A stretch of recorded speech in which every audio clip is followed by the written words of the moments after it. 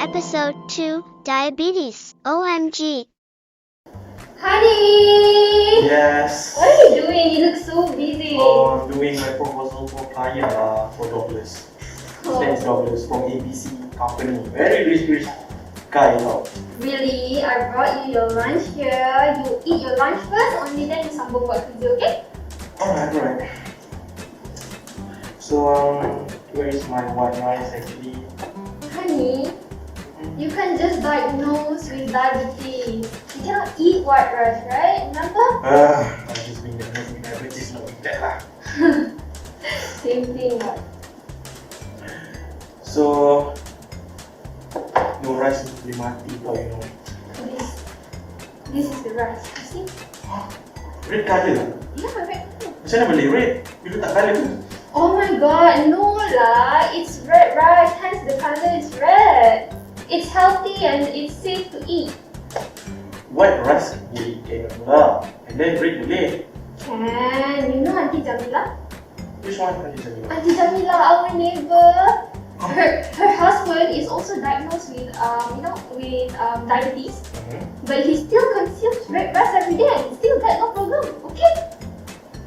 Okay, let's try. So let's check with our guest. Yes. So I am Fauzan. And I am Mariam.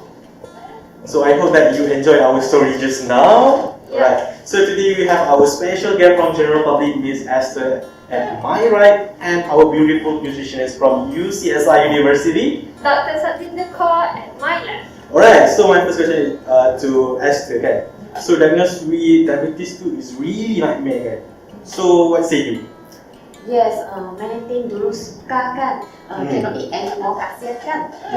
My friend, there is one of my friends, uncle, his wound cannot heal, has to amputate his leg, baik punya, suddenly has to potong kaki pula. Oh yeah, oh that's scary, kan? Yes, Yeah. stay healthy still very important. Yes, prevention is indeed better than cure. Yeah, true. Alright, so maybe doctor can help us to understand more about diabetes. Maybe you can share with us. Yeah, sure. So, diabetes is a consequence of poor glycemic control, also known as glucose intolerance. So, basically, this developed over years of poor control, mainly due to our unhealthy lifestyles. So, contohnya we have lack of physical activity, we eat an unhealthy diet. So, these are all main culprits to the diabetes development. So let me explain. There are several types of diabetes. So we're going to talk about the two main ones that generally public knows, which is type 1 and type 2. So what is type 1? So type 1 simply means that the pancreas, the organ that produces insulin, is not functioning anymore. So the cells in the pancreas cannot produce insulin anymore. Now why does this happen? Is a lot of times it's unknown. It can be many factors, sometimes due to birth, genetic, so there are very reasons to it.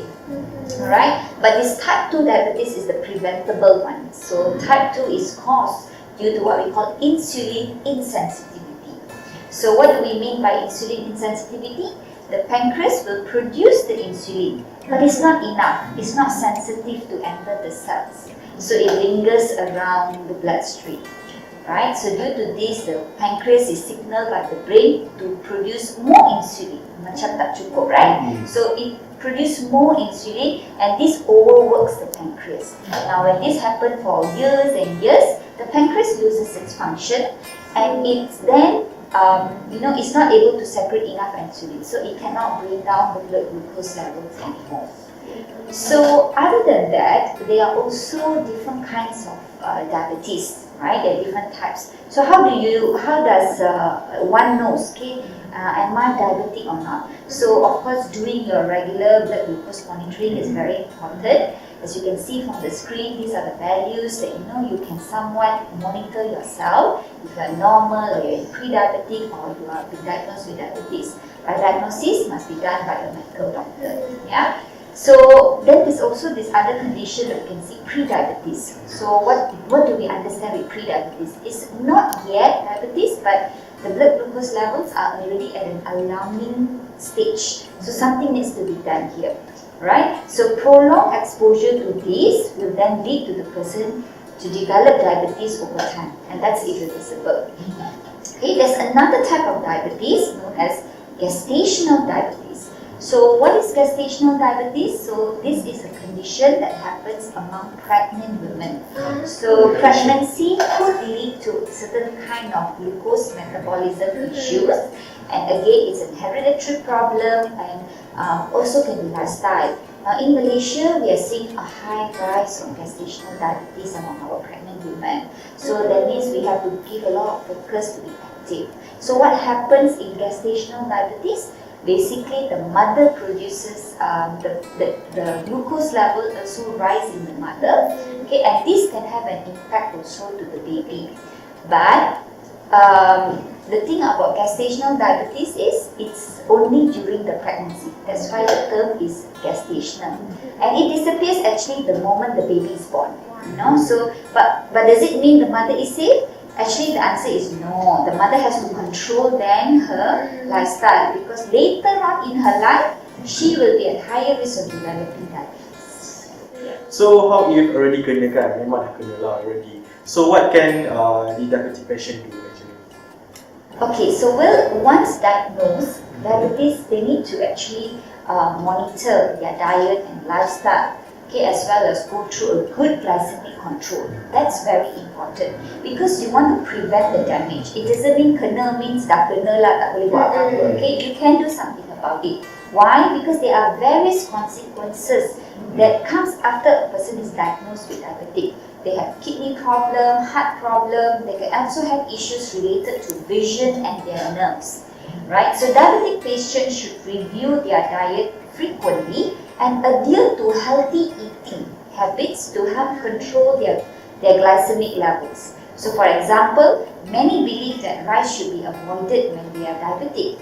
Now this is not entirely true because rice per se is not the cause of diabetes. So in actual sense, what we should control is our portion sizes. So including different rice variety in dietary choices too would be another good approach. For example, taking into red rice, which is a low GI food, and therefore it can help to regulate the blood glucose better and it doesn't lead to glucose spike. Alright, so it's good news lah for me diabetic patient juga kan, who love rice so much. Just like me kan, but still must control portion size juga. Okay. It is better than completely cannot touch rice kan? Yeah, okay. With a rice that they can eat, I think their life will be more exciting. Else kasihan then only have a limited choice of food. Yeah. Yes, exactly. And the red rice has a nutty flavor to it that is not only good to eat cleanly, but also good in making so many types of recipes, from various fried rice to porridge to tonsu, and that's quite cool, right? Yeah. So by the way, I was wondering kan, white rice also rice, and then red rice also rice. So Doctor, what make red rice a good staple food for diabetic patients when white rice is a big no? Okay, well, red rice is different from white rice. The color is one, and it is an unpolished rice, meaning that it still retains all the pericarp, the oil rice bran, nutritionist germ, okay, and the rest of its outer layer. So everything is intact. Okay, this means that red rice is not only just carbohydrate alone. Okay, there's a lot of dietary fiber as well in it. They have many other nutrients that everyone needs for their daily activities. So as I mentioned, there's a good dietary fiber amount in red rice. So with the right portion size control, rice consumption can still be enjoyed.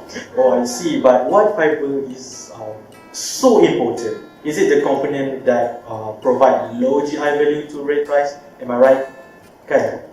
Yes. So dietary fiber is one of the important nutrients.